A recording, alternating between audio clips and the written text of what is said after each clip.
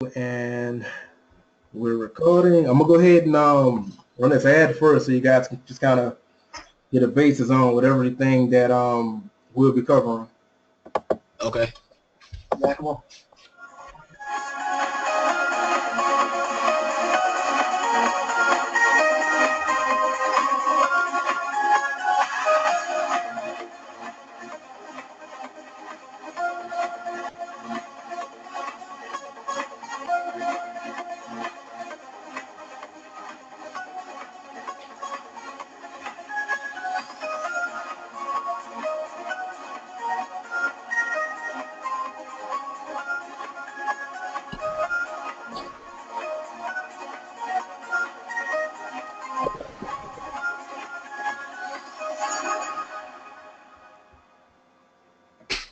All right, so like I said, we'll be covering a lot. We'll start off with vulnerability management. Give you guys like a background as far as who I am and basically my roots as far as how I got started in IT security. So if anything, large.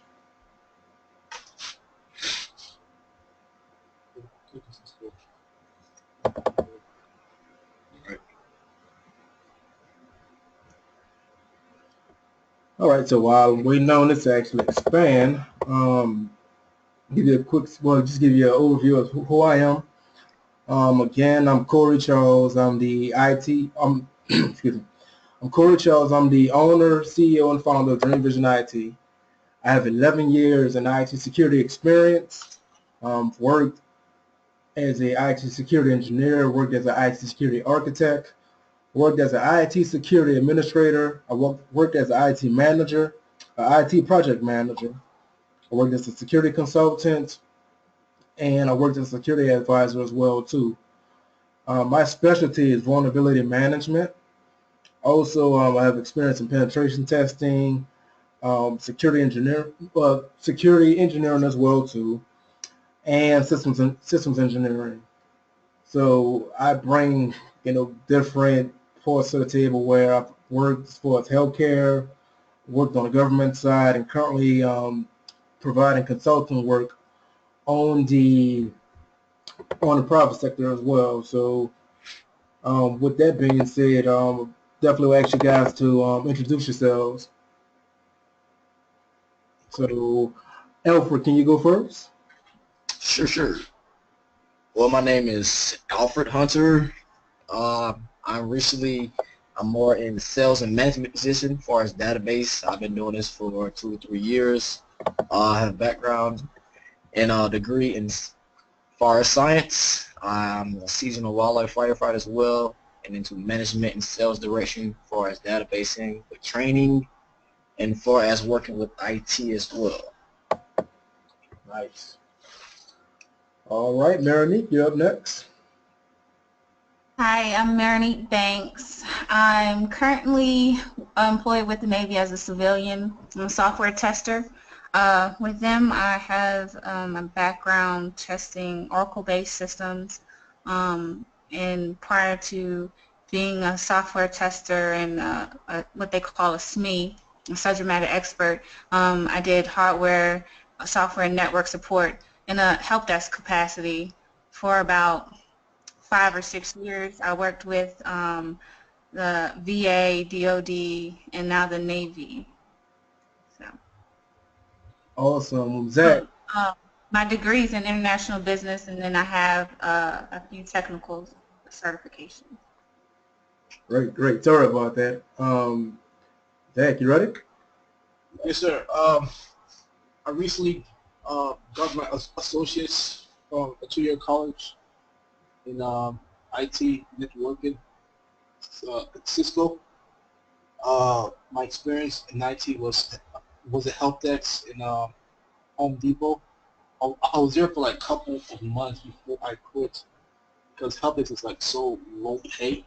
It's like $12 an hour I was making there. So, so right now I'm just going to school for healthcare because IT. I feel like kind of for young minority guys, it's like they have a job. So, but I'm never giving up.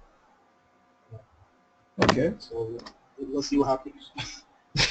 All right. So if anything, sound like you need some guidance. Okay. So if anything, guys, here's my contact information before we move forward. Here's my contact information as far as my email, cell phone, Twitter, Instagram, Facebook, LinkedIn, Peerless, YouTube, and Blogger. Now, as of yesterday, I actually became the new information security ambassador for Atlanta for Peerless. So I'll definitely, for you guys that's out in the Atlanta area, and also Marinique, whenever you're in the Atlanta area, if there's actually a meetup meeting going on with it, I always extend out an invitation to you guys to come and join. It's free of charge, and if you want to speak there or just kind of be there to kind of network and mingle or just to gain information, I mean, you guys are always invited to. Cool. Thank you. You're welcome. Sounds good, man. Anybody? Matter of fact, I want you guys to go ahead and write that down. Peerless, peerless.com, because I would definitely love for you guys to join it. That's a real great. It's a great environment of IT professionals. It's based on LinkedIn as far as the functionality, but it's heavily involving IT professionals. So, I mean, whatever you're interested in or have questions about, or if it's something where you want to kind of just start off a conversation, I mean, you can definitely bounce ideas off of different people and just get different views on things that's going on in the technology world. So that's definitely a great thing. All right, look like we have another addition here.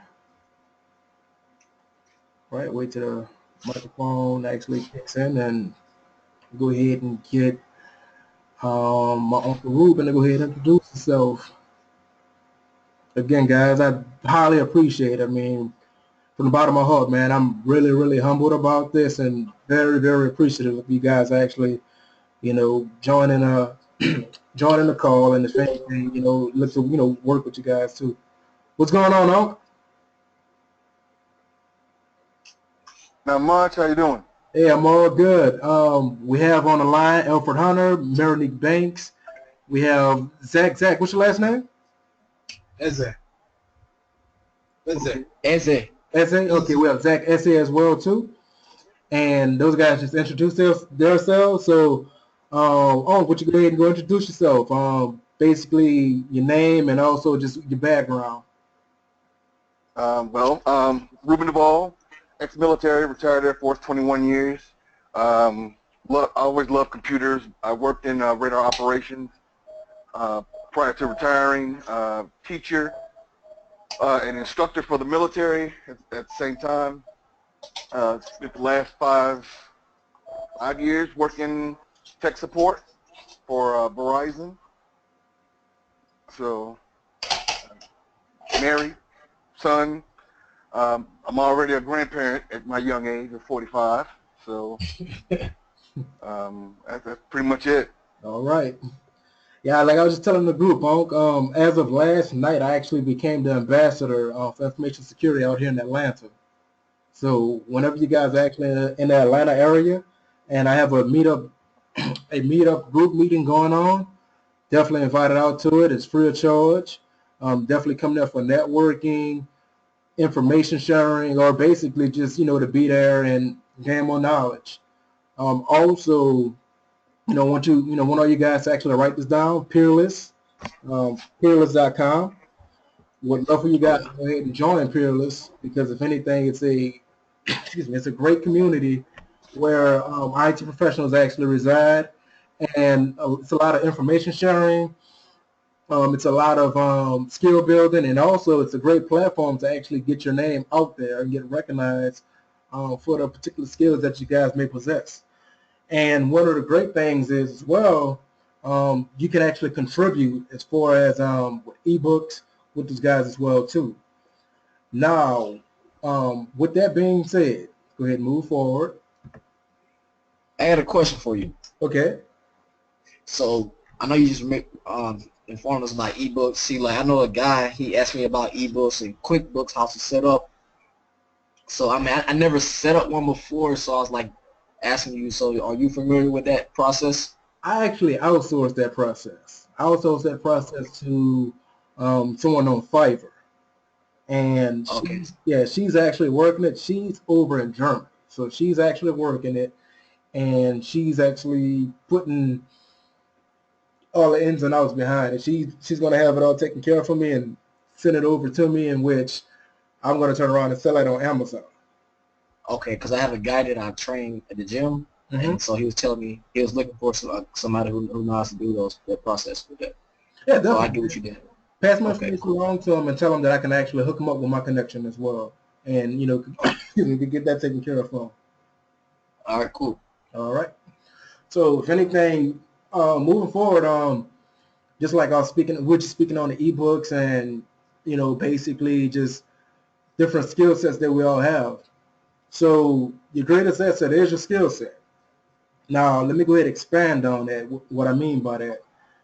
Your greatest asset is your skill set, because with all your assets, you can actually make income, residual income. So in this case, I have all you all here, in which, I mean, I didn't charge you for the class at all, in which I'm going to, take you guys through the vulnerability management process. I'm going to take you guys through the patch management process. I'm going to take you guys through the penetration testing um, process as well too, in which ultimately is going to lead to security research. Now, with the security research part of it, it's going to be hands-on. I'll be emailing you guys out a web application book, and I'll be emailing you guys out a OWASP book 4.0 as well, in which you guys will become interns for DreamVision IT. Just from basically just type in the dialog box. Are you guys in agreement with that? Yes, sir. Sounds good. All right, Alfred, you're good. Marinique, you're good. Yep. Yes. Okay. Zach, you're good. Yes, sir. Definitely. All right. So the whole thing is this: once you guys become skilled in these different parts, when you become a security researcher, Bug Crowd is BUG. Matter of fact, I can go ahead and type it in. I'll give you guys a website right here.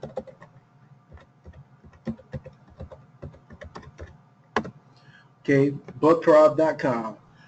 You can actually register as a security researcher. Now, here's the piece right here where it's going to be very beneficial for you guys, because you can actually make money, make a lot of money, depending on your skill set, depending on your strength. So if anything, in the next few weeks, as far as we building on vulnerability management, patch management, and penetration testing, it's very, very imperative that, you guys apply the things that, that I'll be teaching you. And, if it's anything where you guys want to add on extra days, definitely let me know, and we can add on extra days as well too. Because you guys can make in a range of, at the low as $150 a week, or depending on which project, $5,000 to $10,000 in a week, or up to $25,000. It just depends on the actual project with the security research, and it depends on the skill set as well too. So, if anything, you guys will be working as security researchers, and I can have you guys under the DreamVision IT banner where you're gaining experience. And from there, once if you're looking to get a job, say for instance with IBM, or looking to get a job through a recruiting source as far as like Tech Systems or K-Force, I'll be able to speak on you guys' behalf as an employer. So how does that sound, guys? Sounds pretty good, man. All right. Definitely. All right. Sounds good. Cool. So go ahead and move along to the next slide.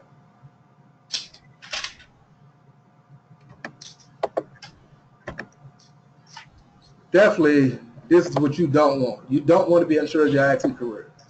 Being unsure of your IT career have you with the Jordan cry face. You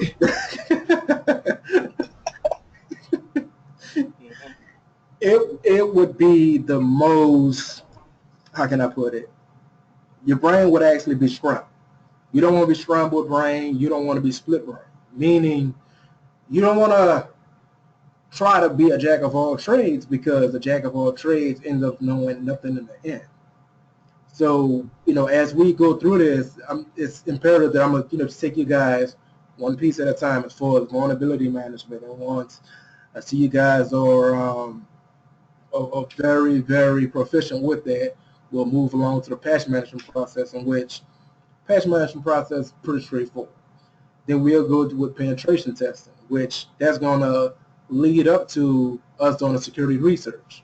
Now, with the books that I'll be sending you guys, it would be it's going to be ebooks where you guys can apply the penetration testing part of it where we're studying, with the ebooks. Also, the penetration part of it, you guys can actually go into become a certified ethical hacker if you like to. So that's one of the cool parts right there. You get to get a certification and become a security researcher and make money at the same time. So in turn, in turn where you guys are making money, you get stronger with, security researching. If you want to get to the point where you want to, come in and actually teach a class or have a class that you want to, incorporate within the DreamVision IT branch, you guys have free will of actually doing it. I will build out a class for you and let you guys teach. And the proceeds will go to you. Cool. So Sounds good. there's other things to think about. I mean, if anything, it's the whole thing of, I look at it this way, I'm here to help people. I'm here to help y'all. We helping each other as far as like, you're helping me as far as, as a CEO, I'm helping you guys as far as with the different skills. And I mean, we can grow this thing real, real big. Sounds good, man. All right. So vulnerability management, security testing baselines, security baseline. So just to get things going, does anyone know, as far as like in your own words, what is vulnerability management? Yes, you named it. Managing the assets that you have and making sure that they're not vulnerable to outside, I guess you'd say hacking. Right. Anybody else? Well, vulnerability management is mostly, it's a weakness, to prevent outside threats to your system. That's correct. That is correct. Okay, now as far as security testing and security baselining, Marinique, are you there? I'm here. All right. I know you can speak on security testing based on our conversation from earlier. So in your own words, what is security testing?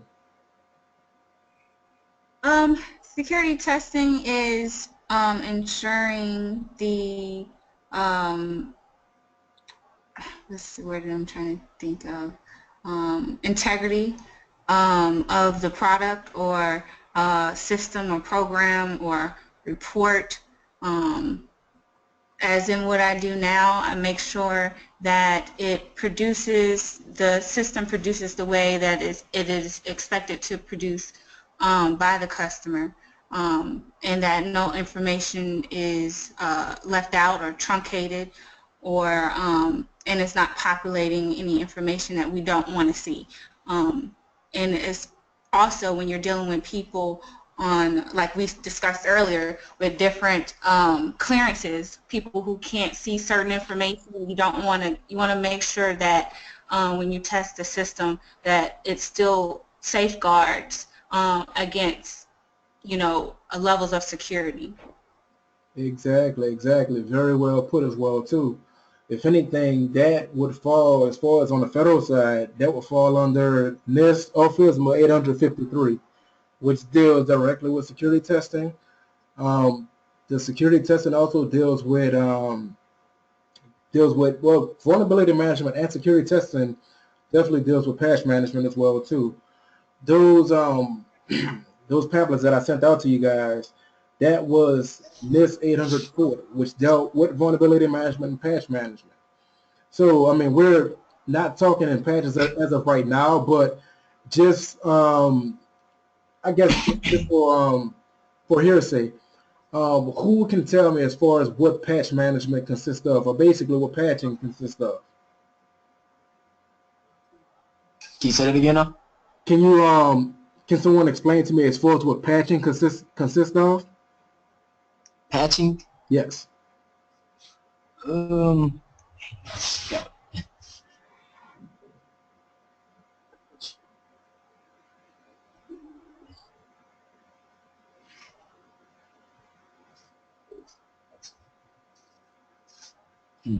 Patch, um, it's mostly like a repair, an update. You know, it's like your when your antivirus system is it's like, for example, out of date. You install you update it to like the latest antivirus system. That's So correct. like mostly an update. If you're version of something, like when your phone needs an update, it's something like that. So it's basically like yeah. So it's basically like something's like a software designed to fix security or something like that. Yeah, that's correct. If It's anything, you have plug Microsoft. and hold. Yes, hello? Oh yeah. So that's where I just thought like yeah. So that's where the word what you call it bug fix comes from. Yeah, it's patch and hold. Exactly. Yeah. Exactly. And if anything, okay, all right, I'm gonna go ahead and go to the next slide. Just kind of give you guys the actual vulnerability definition. In which, I mean, tell me guys if it's kind of hard for you to see. I had to kind of spread it out a little bit. It's pretty good. Okay, so if anything, we're talking about patching. It's a system flaw that we're talking about. We're talking about attacker having access to the flaw. So that would be where someone's trying to hack into the system. That would be where you have to remediate, meaning it's a remedy to the computer. So look at it as though we all have the Microsoft updates that actually comes out almost every 2 weeks on a Tuesday. We have to provide the updates to it, patch our laptops. This is actually happening on an enterprise level where you have multiple servers that's being patched at the same time. Anybody familiar with any sort of security scanners or security tools? Can you say it again now? Anybody's familiar with any sort of security scanners or security tools that's used to Uh, scan the system and also remediate the system? you got Black Ice, you got McAfee, you got Norton. Those are the commercial ones. You got Kaspersky's anti-spyware. I may have pronounced that wrong, but you know what I'm talking about. Right. You got a number of them. I mean, you've got some that are widely put out there on the market because they've got the big names, Norton, McAfee, and then Kaspersky. You got some that are, and I can't think of the name of it. I can see the box, but I can't see that aren't widely known. You got some that I guess you'd say developers. Black Ice was one back in the day when we were doing downloads. Yeah, like those. I mean, those would be the ones that everybody's familiar with. Right.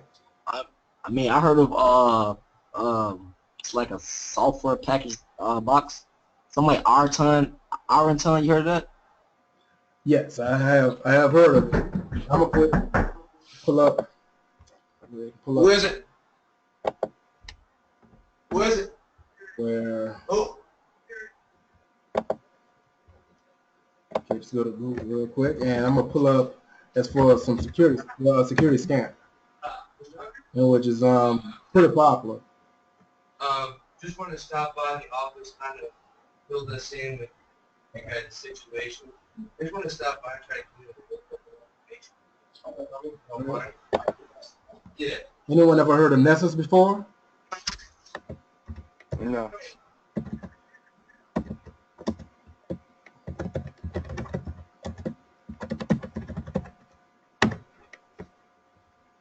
Okay, Nessus is one of the top security scanners out there, in which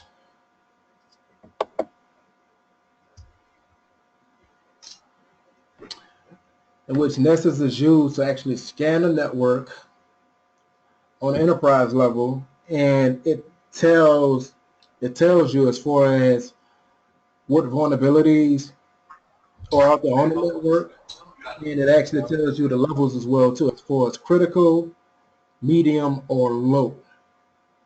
A critical vulnerability is a vulnerability that has to be remediated or mitigated within 24 hours because it's very, very critical to the system. It can actually have a code in it, or it can have viruses or Trojan or malware in it that would actually cause the system to crash, or actually have have malware in it that would give access to the system to any hackers on the outside. Anyone usually reads any news as far as IT news, anything, any sort of technical news?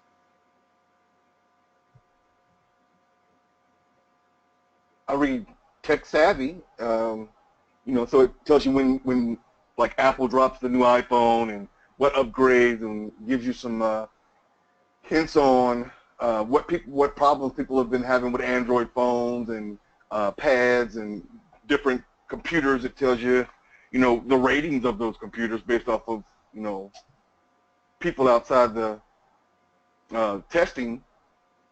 Okay. Well, I'm gonna do this. I'm gonna drop this in there for y'all. I'm gonna drop the Nessus link in there for y'all so y'all can check that out. Also, I'm gonna introduce you guys to, there you go. I'm gonna introduce you guys to a new website as well too. It's called the Hacker News. So the Hacker News actually speaks on everything worldwide as far as what's going on, any sort of malware, vulnerability, Internet of Things, anything malicious that's going on, or anything that's going on within the IT security or actually software-based environment. So, I mean, prime example, you have, websites can track you online with multiple web browsers. So it's a lot of things that it actually deals with, in which, like I said, you have hacking, you have cyber attacks, vulnerabilities, malware. This is a great place to get to really, understand what's going on with vulnerabilities, and, what it can do, and, how to actually protect yourself when it comes down to it. So I'm going to drop this link. I'm going to drop this link in here as well for you guys. Of course. Drop this in there for you as well. Anybody a part of like any sort of conference? Like, do you guys attend any conferences, or anything extra outside of work when it comes down to IT security, or is it pretty much you kind of learn academia briefs and just kind of read the security books?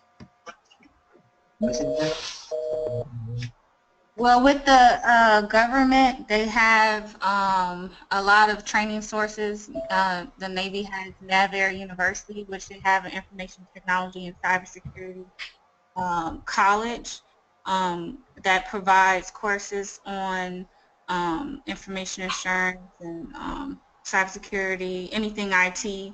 They also have the DWIA courses, which are another level of IT acquisition. And then you have Skillport, Navy Skillport, and a few other things. So there's a lot of outside courses and classes that are available for contractors and government, military. Okay. Well, definitely remember the Skillport side of the house. That's definitely some good stuff right there. Has a lot of things available to it. Also, I mean, if you're a government contractor or associated, you have a CAT, there's a site called VTE Mm-hmm. that has pretty much all of the updated IT information as far as certifications. I think they have the updated CISSP, Security Plus, CAST, everything on that website. So that's a good source as well. Right. Exactly. I mean, and if anything, the CISSP is definitely one of those top certifications you definitely want to get. I mean, depending on what space you're working in. If you're actually, how can I put it? If you're working as an employee, you definitely want to get CISSP. If you're looking to go as far as the entrepreneur route, it's good to have the CISSP, but when you become an entrepreneur, they look more or less of um, your basic past experience and your skills as well too, because it can get to the point where your skills can outweigh those certifications. I mean, with that being said, I mean, I'll go ahead and just kind of go down the line. Alfred, what is your outlook as far as your career goals? Are you looking to be on the employee side? Or are you looking to be on the entrepreneur side as far as just long term? Well, long term, I would say I'd rather start off. I'm the type of person I like to work my way up to it. I'd rather start off on the employee side, as far as getting more knowledge and more skill set with it. And then eventually, if it's designed for me to, to do that, then I'll let that be. Right. All right, Marinique. But I more exactly, I just like being part of a team, man. At the end of the day. Okay. Right, Marinique. What about you? I kind of want to stick to the employee side. I want to get into cybersecurity, cyber law, digital forensics, and connect the two between a legal background and cybersecurity. But I want to work my way on up and maybe hopefully mentor and advise, and still stay within the government and military. Okay. What about you, Unc?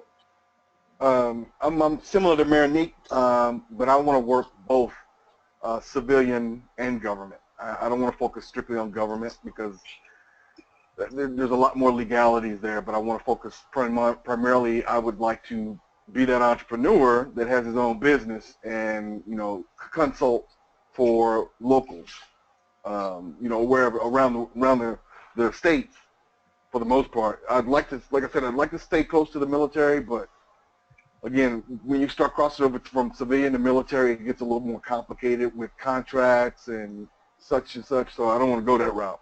Right. Well, I mean, if anything, guys, to kind of give you my background on it, I began and I was looking to be a CIO at one point. I was looking to be a CIO for a long time, in which I got to the point where I began consulting, and once I actually got with my mentor, I told him, I said, well, hey, I would love to run my own business one day, but I didn't have the know-how at the time as far as how to run my own business. So, as of current right now, I'm actually splitting in between running my business and still being a consultant as well too. But the upside as far as being a consultant is there's a thing that's called corp to corp, in which you can actually have your own corporation and you can do consulting under your own company name, in which the company actually pays you, but you have to do all your tax information and take your own health benefits on the back end. But if anything, on the plus side of the house, it actually gets your company name out there, and you actually get a higher rate as well too. But there are like yin and yang as far as dealing with entrepreneurship.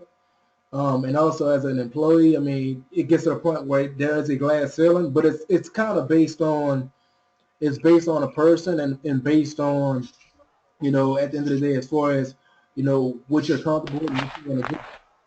Of course, like I said, for a very long time, I was looking as far as working as an employee, but I mean, it's just I actually crossed over to the entrepreneur side. It's more range as far as what you can do, and it's basically endless possibilities as far as reaching different people, getting to different platforms, and definitely being there to help people. So definitely have a great core group with you guys. And I definitely like the factor of, the variety, because everything that you guys listed, I actually offer as well too. So we definitely can, just funnel through each and every port, going from computer security over to computer forensics, and showing you guys how to become a mentor, and, how to mentor other people as well too. So definitely some great things right there. Okay. All right, so to flip back to security testing, Marinique, she spoke on as far as what it actually covers. Um, it does cover confidentiality, which she spoke on, dealing with the different clearances. As far as integrity, it deals with that as well too, because when you're working in the government space, you either have a confidential clearance, you have a secret clearance, or you have a top secret clearance. Now, behind the secret is the secret SSBI, and with the top secret is the top secret SCI, in which SSBI is single scope background investigation. Um, with the SCI, I can't remember off the top of my head, but I think it deals with something. If you can actually chime in as far as with the top secret SCI, because I know it's something in investigation. I don't know the acronym for that. If you can give me a sec. Is it single scope? Yeah, that's it. No. Single scope investigation. Yes. Okay. So that, I believe that is, if I'm correct, I believe that's the highest as far as that you can go with government clearances.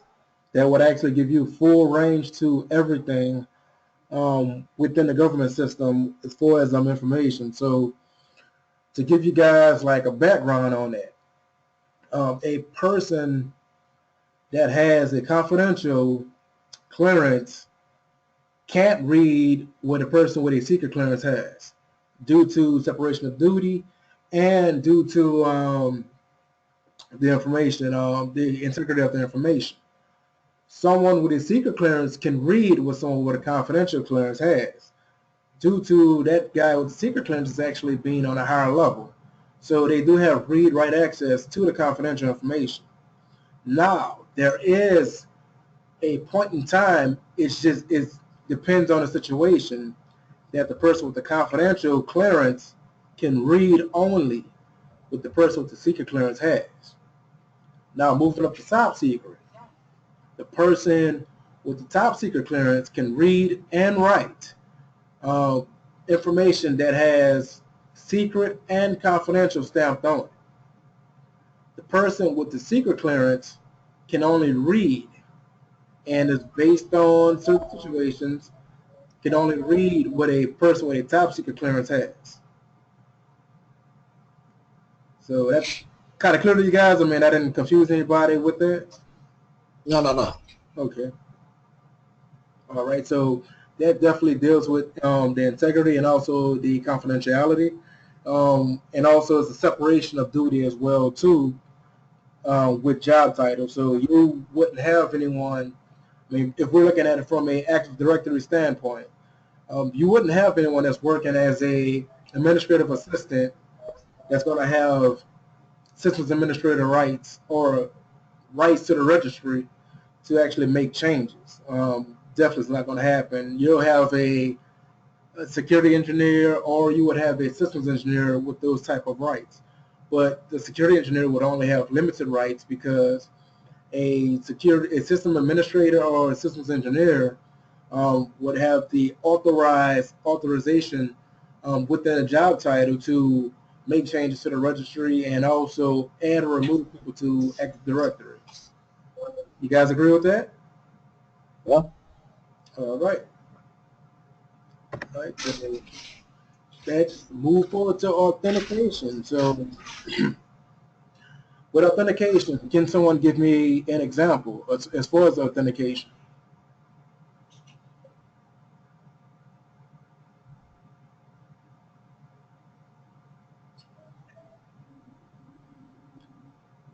Okay. Well, yep. I'm not very clear. Yes. Yes. So, okay, to expand on it, let's expand on it. Let's look at it from a perspective of you're actually okay. Let's look at it from perspective of this. You're going to work and you have a cat call, right? Yes. Passwords. Yes. So, I could give a prime example. You go to work and you're actually bad. So you identify the person? Hmm? You talking about like identifying the person? Well, as far as authentication, yes. Yes, so you want to identify the person, on different. Basically, if you want to do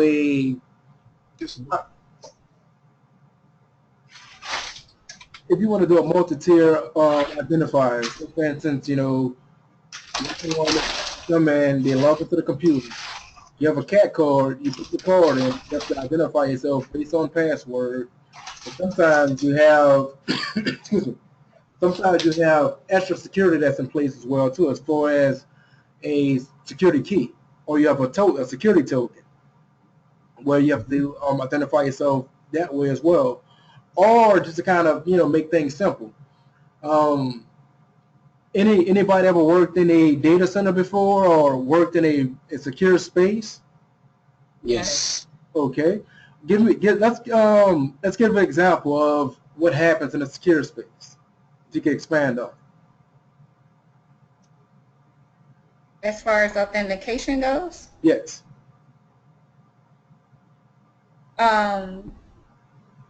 well, you mean like entering into a security space? Yes, there's two things that can actually happen, or basically just something that needs to authenticate you to give you access. Well, like you said, normally it's a PIN, and or you can have either a key fob, and your cat might be scanned, or you might have um,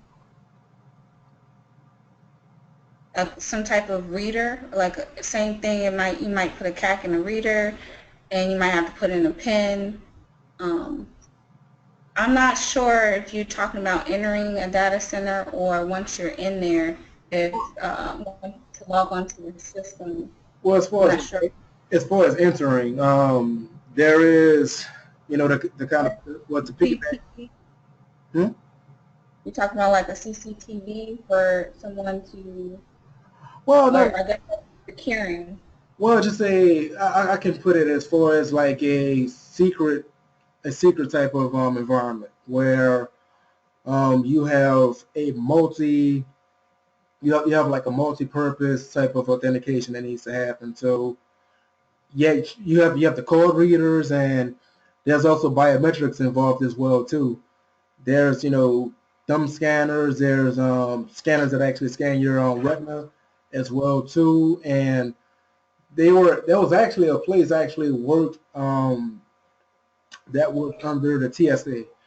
Those guys actually had a authenticator where we actually had to scan in to get to the elevators, and once we got to the elevator, we actually had to scan the elevator again, and had a biometric thumb fob where we'd scan our thumbs to move up the levels on the elevator. So also don't it, I thought like secure space deals with like with what I learned for us doing computer with that for as like graphic software. Like and it's something like what you call like work with the apps allows you to like create space and manage and separate different container files. Yep, you have that as well too. I found this out. Every government space has a different set of authentication in place. Marinique, I can give a prime example. We worked over at Spaywar. You go there, you actually scan in, and you walk in the building. You don't have to scan in and out to get in, inside of certain rooms. I mean, if you were going, say for instance, if you were going on a floor where the red team and blue team was located, you actually have to scan in and out with there. But as far as like any other floor, like you just basically have free range to walk in and out. So Well, you had to scan in to get into the building. right. And then depending on what floor you're on, you had to also, like the data center that I worked in, you had to have access to that data center. You couldn't just, once you get up to that floor, you'll be stuck. So, and then if you went up another level, or they actually had a secure room on the 3rd floor that required a different level of access. So I believe they also had to type in a PIN after they scanned their cats. Exactly. That floor there, that's where the red team and the blue team sat at. And also, you would actually have to go down to that floor to actually perform security scans within the actual network of the Navy. That was the, I can't think of the name of it right now, man. It slipped my mind. It's the, forgive me, guys. It's definitely just slipped my mind. It's basically the secure internet for the Navy, in which you have to connect to their network to perform scans. You can't do it from a public. Talking about like PI, a NIPNet, a SIPRNet. The SIPRNet. Yes, exactly. It's a SIPRNet. Yes, you have to go down there. You connect. You go down to the. It was on the 2nd floor. And if you couldn't get to the SIPRNet from your desk, as far as we was working as security engineers, we had to go down to the 2nd floor, and basically you can't bring your phone in there.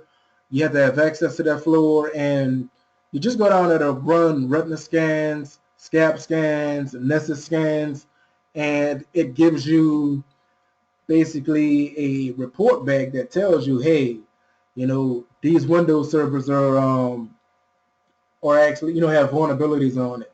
These type of vulnerabilities lie on, these Windows servers. These type of vulnerabilities lie on the Linux server, the Unix server, on the SQL databases, on the Oracle databases. From there, we actually had to divvy them out to the Windows engineers dealing with, the Windows server, so those guys can patch it. As far as with the SQL and Oracle information, we have to give that out to, the database administrators. And as far as Linux and Unix, I mean, that fell under the Windows guys as well, because they patched that as well. So, it's it plays in a whole thing of, authentication and authorization, and definitely falls back onto vulnerability management, because when you think about vulnerability management, a lot of people think of vulnerabilities of being software only. Vulnerabilities can actually be software and actually hardware, and actually vulnerabilities can be physical as well too, as far as people. Because it's the whole thing of when people say, hey, don't piggyback, that means, if you have a person that's piggybacking another person, that's actually a physical vulnerability. Because if you have, say for instance, you have a security engineer walk into a space that's actually secured in a data center, and you have a third-party resource, as far as I can say, let's say someone that works for AT&T that's coming in to run wires, and they walk in the data center with this person, it's an instant vulnerability, because, hey, you don't know this person's intentions, and on top of that, they may be logging a bag along with them, lugging a bag along with them that has their laptop in it, and those guys can actually crash code into it and basically steal information off the network. You got basically this. My bad. I'm sorry. Oh no, you go ahead. So I said, so basis like the software is basic design. I feel like because I know from working at the bank and doing fraud investigation, and we have like a system set up like with data track. It's like, but it's like it allows you to get certain point to an asset without modification or get into a any type of file that you're trying to log into. Because I know we have like files working with EMM. I don't know if you heard of that, MDM solutions. Mm-hmm. So like it's basically like a dual personnel solution. Like it was like set up for a better security. Yes. 'Cause I know working at the bank, that's how we set up for that as well. Yes, that's And that anything relate to what I'm saying. right. And that's very, very true. That's exactly what it's made for.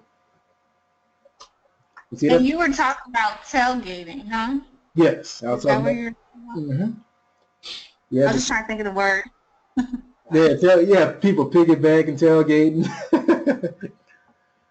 But yes, definitely. That's what I was talking about. If anything, you know, as you know, everyone who worked on the government side and even working on the private side, people frown on it, because they have it where it's like, hey, if you have access to a private room or you have access to a pretty much secluded section, they want to ensure that that information stays, just what it is, private, because, you have to go through and get certain sort of clearances for that, even though it's not a security clearance, a top secret clearance, or secret or whatnot. Even in the private sector, I mean, could give example as far as healthcare. You have to get cleared as far as HIPAA. You have to get cleared as far as NERC SIP. You have to get cleared as far as OWASP for whatever else it may be, SOX. And these are all compliance standpoints that you guys have to get cleared on. So they would run a background. They will run a excuse me, they will run a background test on you to ensure that you don't have a criminal history or that your financial background is intact, because they don't want to have someone in there that would either put their company at risk by stealing information, trying to sell it because they're in financial debt, or someone's just trying to go in there and basically tear the infrastructure apart because they have a criminal background. Now, granted, you do have it where some people actually are rehabbing criminals or rehabbing with their financial background, but how the old saying always says, the good always have to suffer for the bad. So, in that case, that's the government, and also the healthcare and private sectors basically covering themselves and protecting their organizations from any sort of vulnerability in that case. So everybody good with that? Yep. All right, so let's move forward to authorization. Can anyone provide an example of authorization? Making sure you have a need to know. Yep, that is the key one right there. Need to know. That's very, very key. All right, so that's pretty straightforward right there. We can move on to availability. Can someone give an example of availability? It's like making sure that your system is ability on your password. When you type in your password, make sure that the system accepts and verifies your password to allow you to enter into your system. That's what it means. Exactly. Basically, in a nutshell, just ensuring that the person who's actually authorized to that system, that information is available to them once they actually go through the whole authentication and authorization process. That is exactly right. All right, so let's move forward to non-repudiation. First and foremost, has anyone ever worked with anything or can just kind of give an example of what's non-repudiation? What now? Non-repudiation? Can you give an example or just kind of given situation as far as where non-repudiation would be used? You do it every day, getting a receipt. Exactly. That way, if you go to the store and you pay for something and you go to walk out, security can't stop you and say, hey, you didn't pay for that, or vice versa. You know what I'm saying? Exactly. And I like to give the example of the email type of situation where, okay, I sent you guys out an email with the link, and it can't be where it's like, well, hey, I didn't send you guys an email because you guys received it, and once it's already sent out, I cannot deny the fact of me actually sending it because you guys have received it. So basically, non-repudiation definitely deals with, you cannot deny, having or received it. Like in your example, with the receipt. Once you receive the receipt, there's no denying the fact that you purchased that item because it's printed right there on that receipt. True. Yep. So, right. So let's go ahead and move forward. Okay. So, discovery. We pretty much talked about discovery. Basically, the critical, the medium, and also low basis of vulnerability management, which, let me do this. I can actually show you guys on a higher scale as well. Of course, what's going on with that.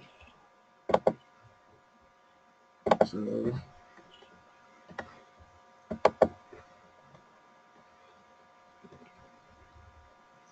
and it's thinking. Okay, tell you what, while that's thinking, let's just do this. Just come back here. And I can give you guys an example of that as far as the actual chart. Okay, let's look at it in a real world type of terms. Okay, so you guys know the chart where you go to the doctor and they ask you how much pain you're in, right? So you have extreme pain, you have minimal pain, you have no pain. That can be looked at as a discovery. So say, for instance, if someone, let's say, has a bellyache and the doctor presses on certain parts of your stomach and you have excruciating pain, the doctor presses on your stomach and like you instantly frown up and you're actually, it's like, hey, it hurts a lot. That can be a discovery of excruciating pain. Now to switch it over to the IT security part of the world and also vulnerability management, the discovery of a critical patch or a critical vulnerability can be where if you see code and there's actually a part in the code that's how can I put it more in a more layman term? There's a part of a code where it shows access. So you have the code written in it. They have a phrase in the code, the gate is open. Basically saying that, hey, the environment has an opening within the infrastructure where the hackers could get in. That would be like a critical, that would be a critical discovery. As far as a mid-discovery can be something as though you have some vulnerabilities as far as a few Trojan viruses. There's some malware. There's some Trojan viruses as well too that can be found. Now, as far as with the Trojan viruses, you guys know it takes the Trojan virus to actually replicate a few times to actually have an impact on the environment. If you scan and find a Trojan virus, it actually sits there at first and really doesn't do anything at all.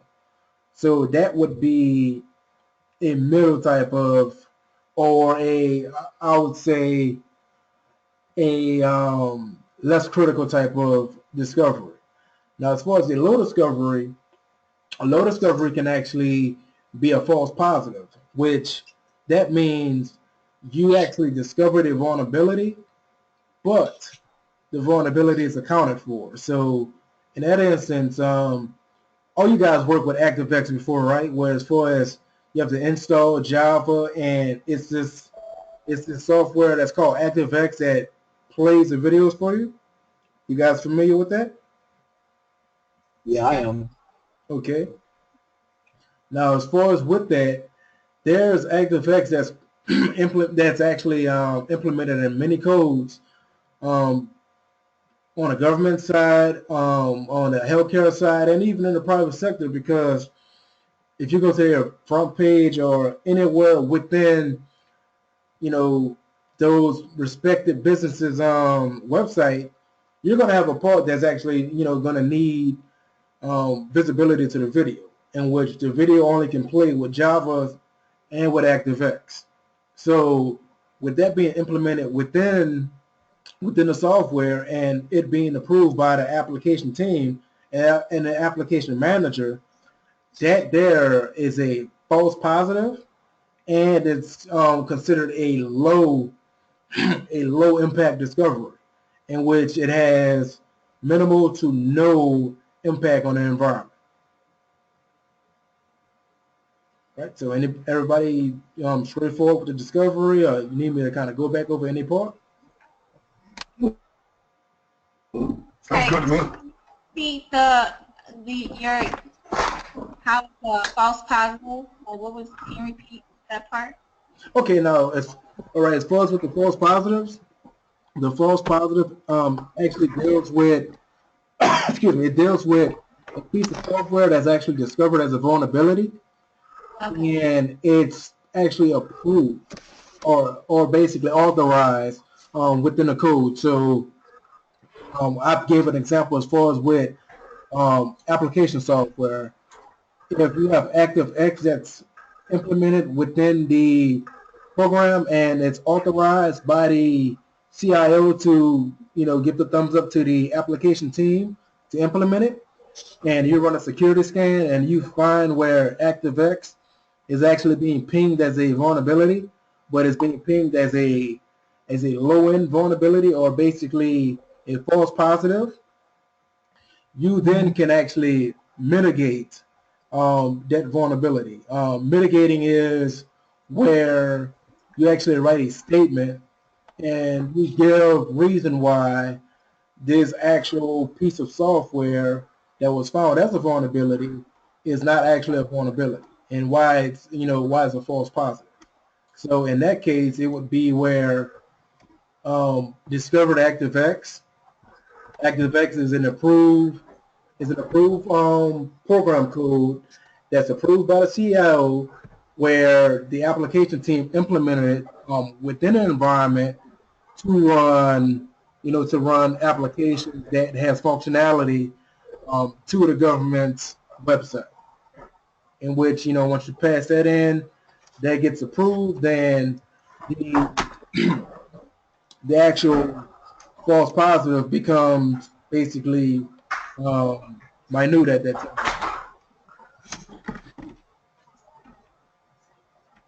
So it kind of clears it up for you, Mary? Yes, I got it. I started to remember as you were talking, but I got it.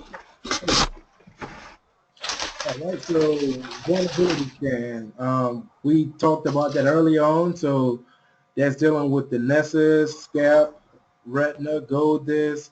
That deals with McAfee as far as home scanners. That deals with Symantec as well too, in which the vulnerability scan is basically an endpoint that actually scans for vulnerabilities within your system, and actually gives you a report on on a discovery and how to actually remediate it, or in other cases how to mitigate it. So in the case of a home computer, you're actually going to remediate everything. There's no mitigating, because you're not going to have an interface with a validator like you'll have in the actual business setting. You're just going to go ahead and remediate it, or their mitigation is definitely just deleting that particular piece of software, or that piece of affected piece that's within the environment. So vulnerability assessment, we just spoke on that as well too. That's critical, that's mid, and that's also low criticalities within within the environment. So we spoke on that when we were talking about discovery. Security assessment, that basically we spoke on that as well too. That's dealing with assessing the criticality, the critical vulnerability. So, if it's a vulnerability, which patch that needs to be, applied to it, in which it actually tells you which patches need to be applied to it when you get the report. So it would definitely have KB article or basically KB 8014. So KBs definitely are Microsoft patches, or it would have ORA 1014, which definitely deals with Oracle, or it would have SQL 1012, which deals with SQL. So it definitely guides you to which particular vendor to pull the patches from and where to apply the patches to. So the assessment part basically guides you to the patches. Right, so anyone has any questions as far as discovery, vulnerability scan, vulnerability assessment, or security assessment? Yes, like with analyzers, Mm-hmm. or analyzer, is that a vulnerability scan or some type of security assessment? Well, the analyzer would actually fall under the security assessment. The analyzer basically is in place to actually have verification on the security postures that's in place. So with the analyzers, it actually analyzes the logs, systems, and it basically aligns the system along it. The security analyzer, basically, in a nutshell, is based on compliance. So it basically takes the posture that's in place and it aligns itself with the actual compliance that's in place as well. So basically, if it's NIST, NERC, SIP, FISMA, HIPAA, whatever it may be, and say for instance, excuse me, say for instance if it says I have Adobe, in which the Adobe needs to be up to date as far as with the software updates, it needs to be to 8.1, and you have a security analyzer that actually finds Adobe in the system, but that Adobe in the system is at 7.0, it would let you know, hey, you have a file that's at risk, or you have a piece of software that's at risk and it's outdated. It needs to be up to date in order to basically be up to standards with the NIST, HIPAA, high trust, or FISMA standards. It needs to be to 8.0 as opposed to 7.0. Okay, got it. All right. Right, so moving forward. Okay, so penetration test. Just kind of put it in a nutshell, penetration tests is basically where you can have three different forms of tests that goes on. You can have the white hat penetration test, where it's a person that's within the organization or someone that's brought in from a third party that has knowledge of everything within the environment, that actually goes in, acts against the environment to find any security holes. You have a gray hat hacker that has some knowledge of the environment and doesn't have knowledge as well. So it's kind of like a 50% has knowledge, 50% doesn't have knowledge, and they perform penetration tests from there. And they're actually looking for holes as well in the environment, but they can be malicious at the same time. It can be someone that works in a corporation or a firm as a security engineer, or basically as a security. They could be like a security tester or architect, and they know the environment pretty good, and they're basically not happy. So they can be gray hat hackers. As far as black hat penetration testers, they have no they have no sort of knowledge of the environment, and they have malicious intent. So if anything, they're seeking to get inside of the environment and destroy it. They're looking to steal money from the business and basically tear the business up inside out. All right. So any questions on that?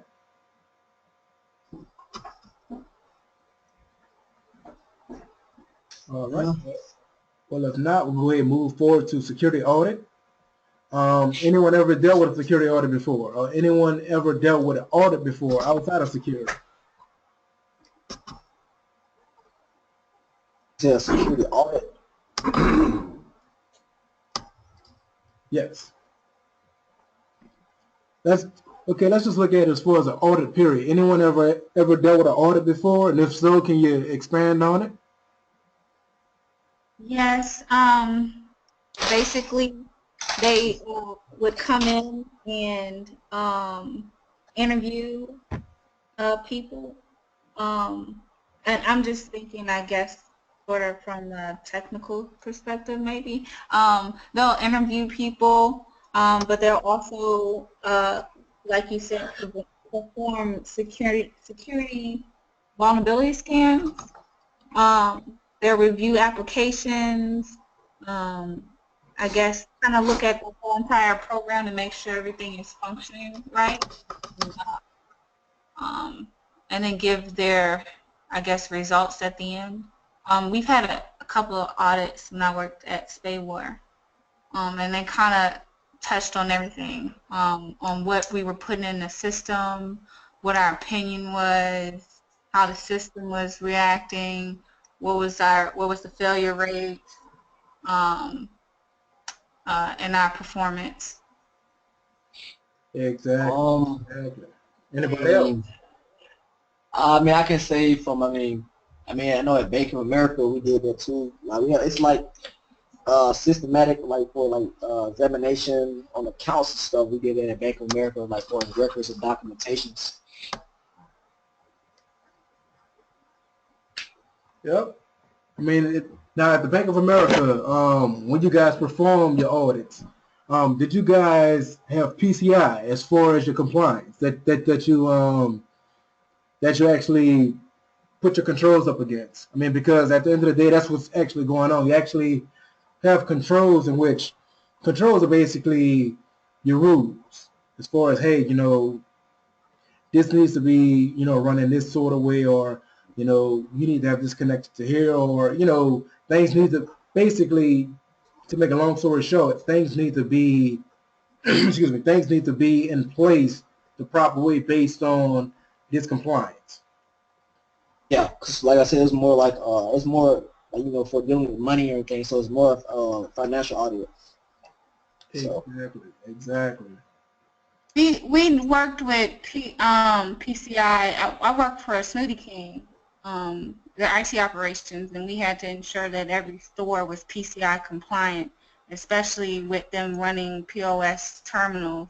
We had to make sure that their network was set up correctly, their computers were all secure, and that they remained compliant because they were dealing with customer information.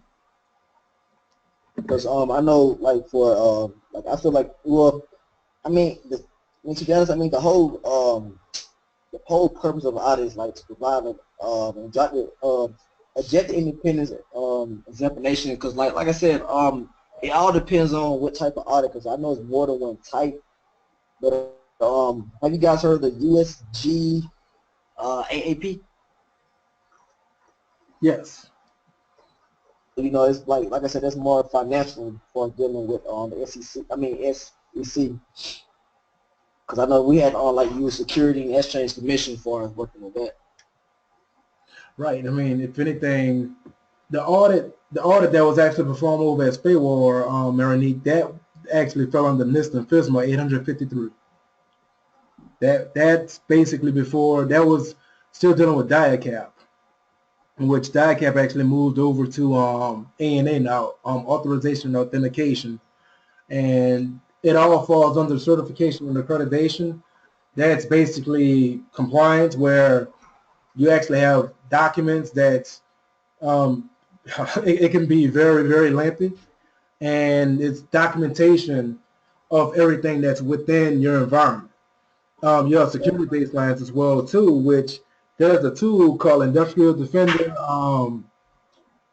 I've worked with that when I was working on a contract out in Philadelphia, and with Industrial Defender, it actually took a snapshot of everything that's within an environment, and I actually had to come up with comments as far as providing information of, okay, this is in the environment, and why is it in the environment, and what part of the environment that it actually, why is the functionality of different parts of the environment. So um, ultimately, at the end of the day, I mean, with the auditing and diet cap and basically what we all been through, I mean, you guys definitely know a lot more about vulnerability management what you probably think you do.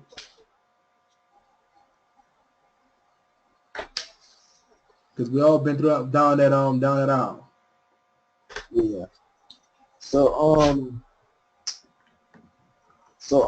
it also I know it was something else that we also did working with it, like was like a financial accounts, like working with the standard board. But the bank, they had some type of own app, like it's called some type of app that's set up like for a national account dealing with what you was talking about.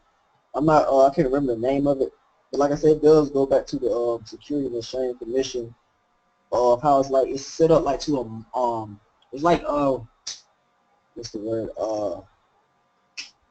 it's like a mark to market thing. You understand what I'm saying? Yeah, it's like it's like a network marketing type of build up. Yeah. That's what it is. Exactly. I can't recall exactly what compliance standard those guys follow, but they actually have to follow a standard where if they're selling something, say for instance, what's one of the most, well, basically like juices and shakes. I mean, that right there, it's definitely always recycled. Um, if someone's selling something as far as an MLM, multi-level marketing, or Yeah. actually, NLM, network level marketing, they would have to pay some sort of fee every month because by the trade commission, that's what it is, the trade commission standards.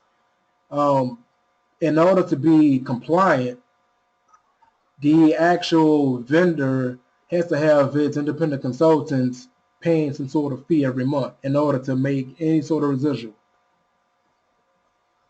So so I know like I said, everything has to have be like like it has to have like a classification and measurement. So that deals with I know that also deals with working like with the the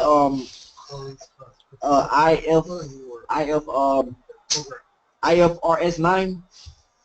Now that, no, I'm not familiar with that. Is that something that's within the bank? Because I actually never Yes, worked. so Yeah, I never yes, worked on a bank end. yeah, so it's more like it's like international financial reporting standard system that is set up for that. Like it has to deal with that too as well. It's like it just deals with like basically financial instruments. Okay, Like they had like three main topics like classification, measurements, and financial instruments. okay. If anything, you You just know what what hedge accounting is, right? can you repeat that again? You know what hedge accounting is? Yeah, I definitely know what that is. Okay, so it basically it does a lot of stuff with all that in details. Okay, I don't know if they have to relate to like the topic, but I felt like it kind of related to what we was talking about. okay. Yeah, if anything, I mean that it definitely does. I mean because I mean that's what I like about this. I mean we all come from different backgrounds, and I mean you just told me something that I didn't had no clue about at all because I never worked in a bank environment. So that's something new to me. But I mean, as far as being in relation to security audits, it's right on. Mhm. It's right on. Excuse me. It's spot on. All right. Any other questions? Any other feedback as far as with security auditing? Yeah, All right. Right. Security review. So, anyone can give me an example of security review? Security review. I mean, it's different types. So, example of security review.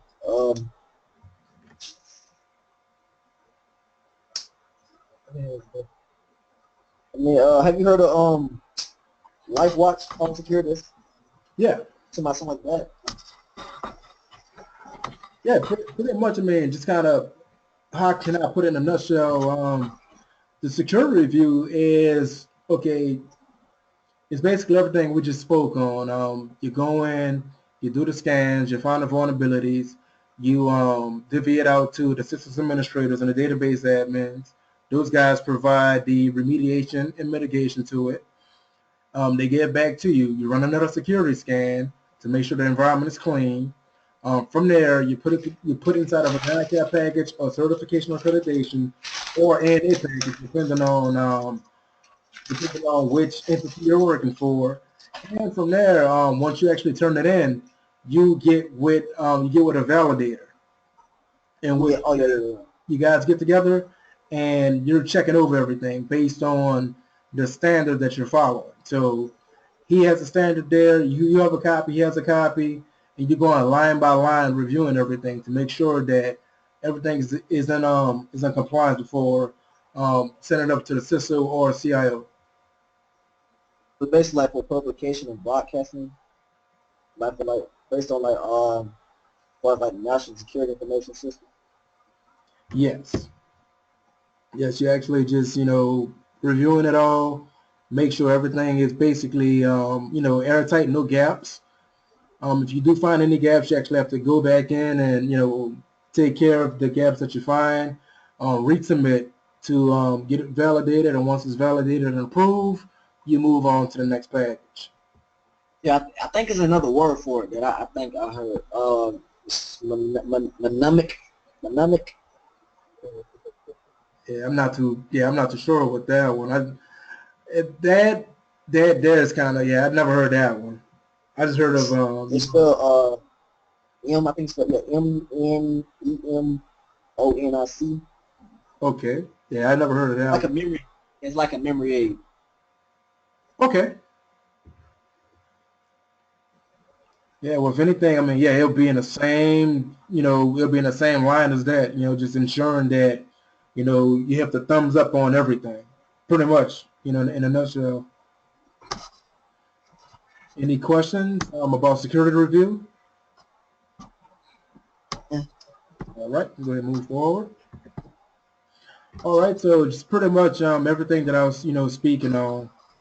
You have the analysis, you have the design, you have the development, testing, and the maintenance. So we discovered a whole security testing approach as far as what goes on and what goes on with the vulnerabilities and, the source code review. I mean, we just actually ran through this whole cycle.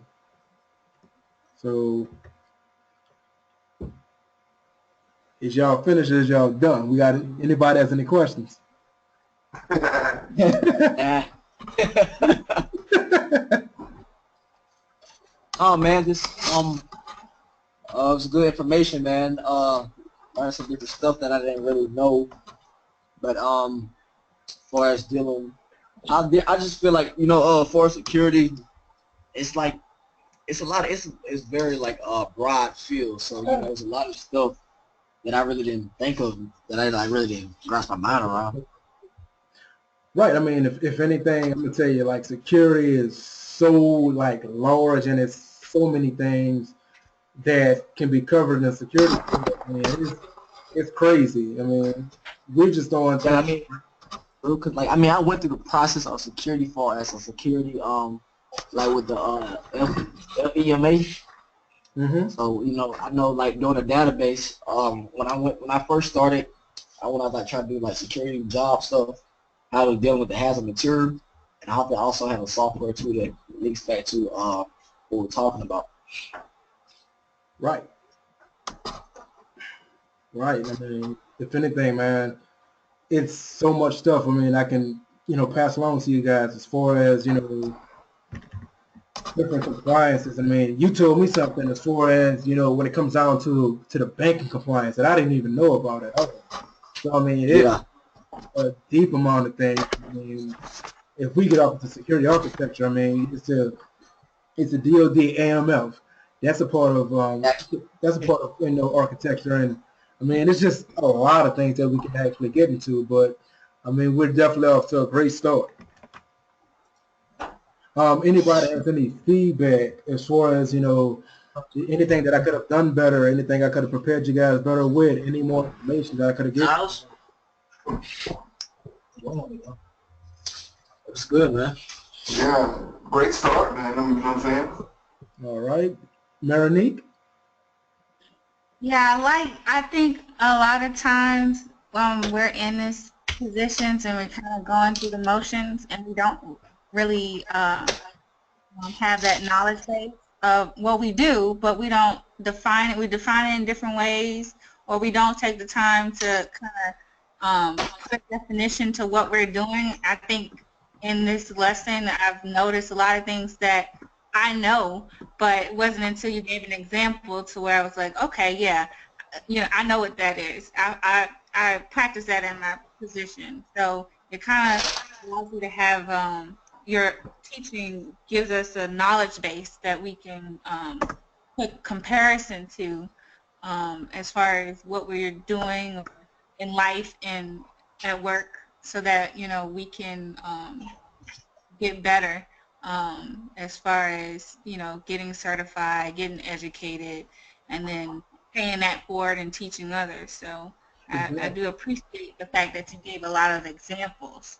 Oh, definitely. I mean, no problem. I mean, if anything, if I can kind of give you guys an example from you guys ever heard of the book Law of Attraction? Yes. Yes. What now? Yeah, the Law of Attraction. I can go ahead and put it in here. I mean, I read a lot of books as well too. Okay.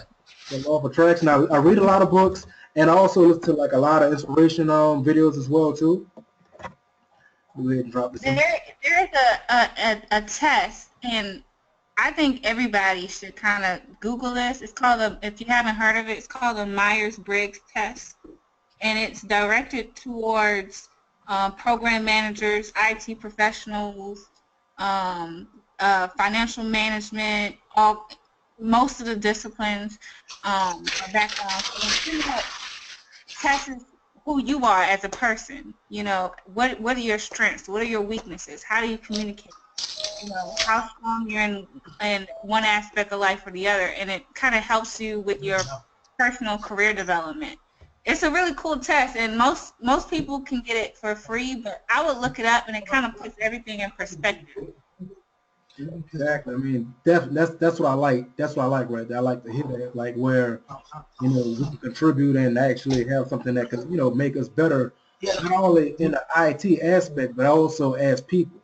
I look at it where with the Law of Attraction, there's Hey guys. Oh my bad. I didn't mean to cut you guys short, but I kind of gotta run. Okay. Yep. So I will get back with you guys. It was nice meeting everybody. But I gotta run. I had a little emergency come up right quick, so I gotta get some word quick. All right. Well, go ahead and take care of that, Alfred.